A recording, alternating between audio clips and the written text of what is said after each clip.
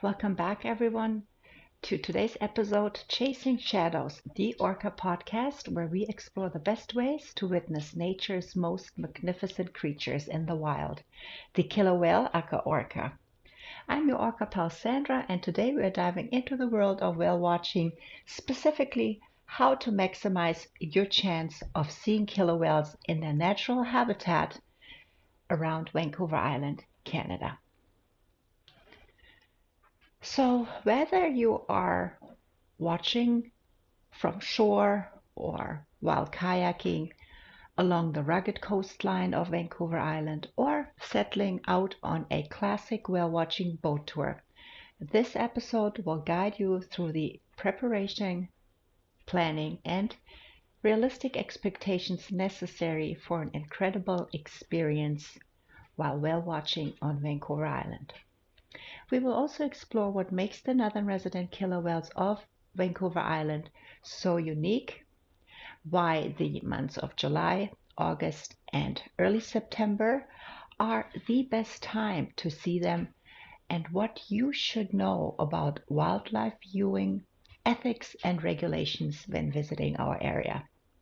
Seeing orcas in the wild is never a guarantee, but by being in the right place at the right time, you can have yourself the best chance possible. So let's get started. First and foremost, Vancouver Island is one of the best places in the world to witness killer whales in the wild.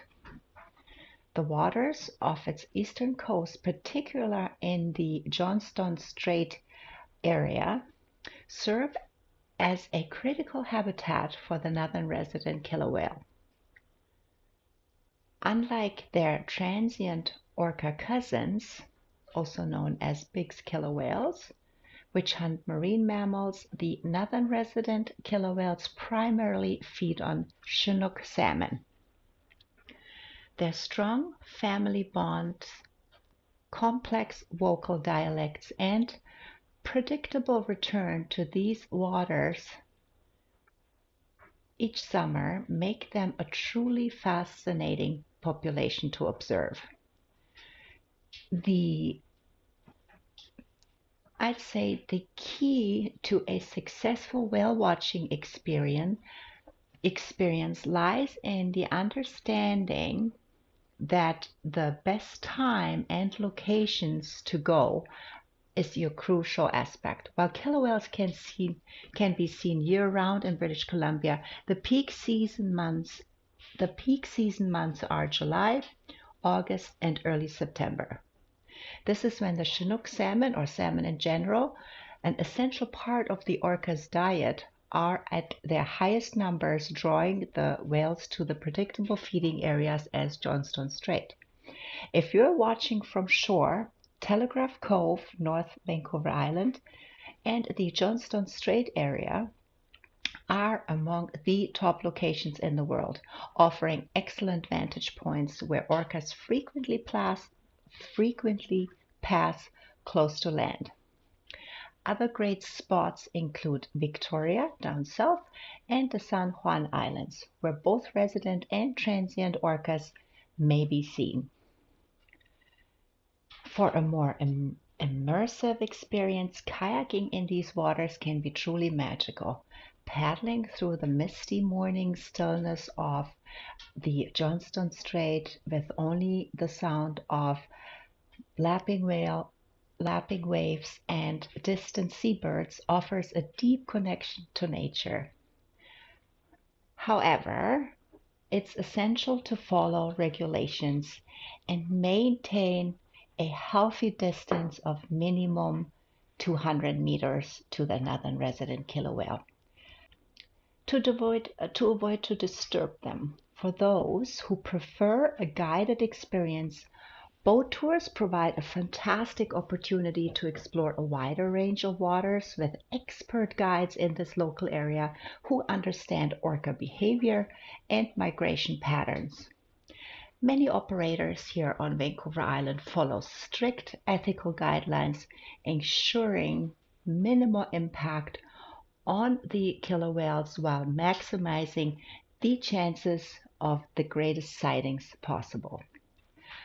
Proper preparation is essential for an enjoyable and comfortable trip.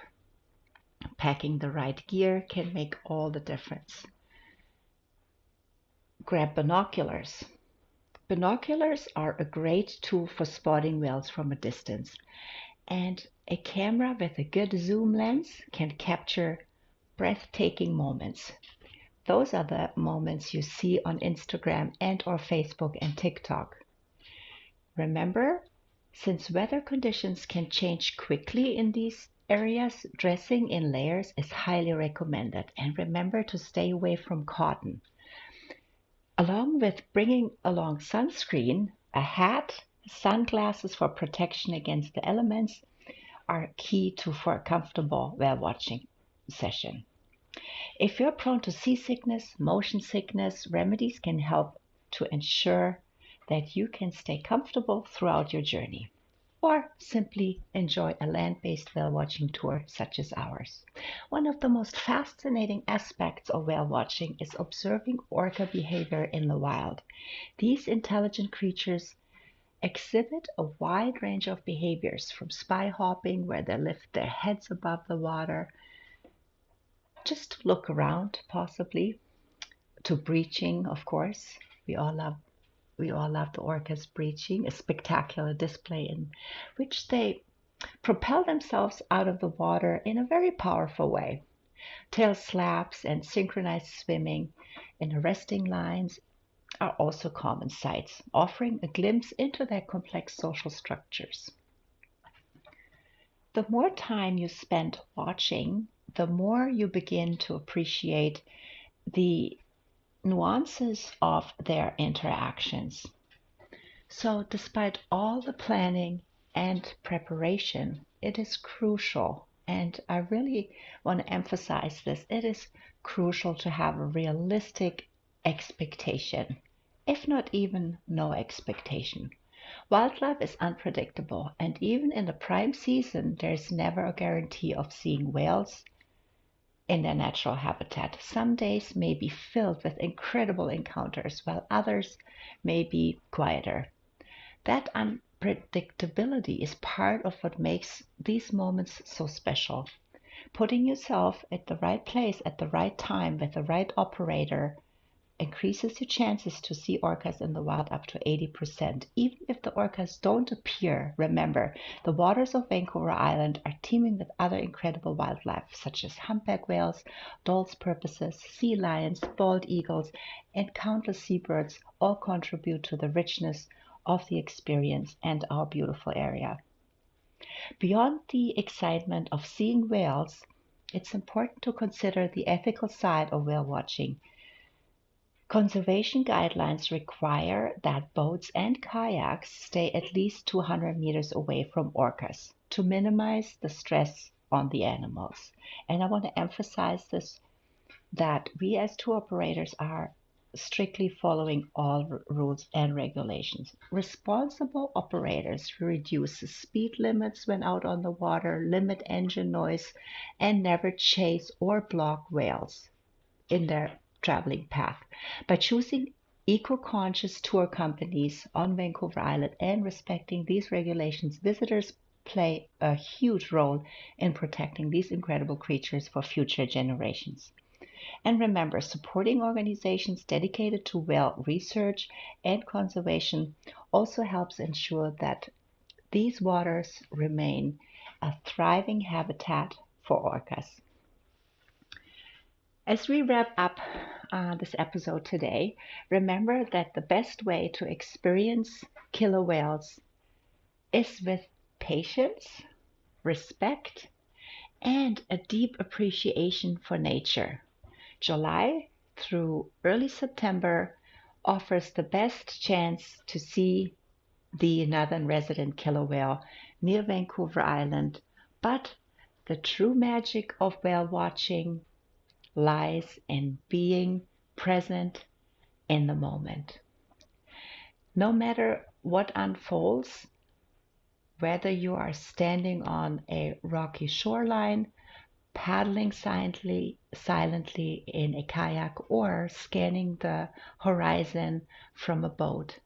Every trip, every trip to these waters is an opportunity to connect with something greater than yourself. Anyhow, my dear friends and orca lovers, thank you for joining me on this episode of Chasing Shadows on your first and only orca podcast in the world. If you've had memorable whale watching experience, I'd love to hear about it. Share your stories with us on social media, and don't forget to subscribe for more episodes on wildlife and adventure travel on Vancouver Island. Until next time, my beautiful friends, stay curious and keep exploring. See you guys. Have a great day.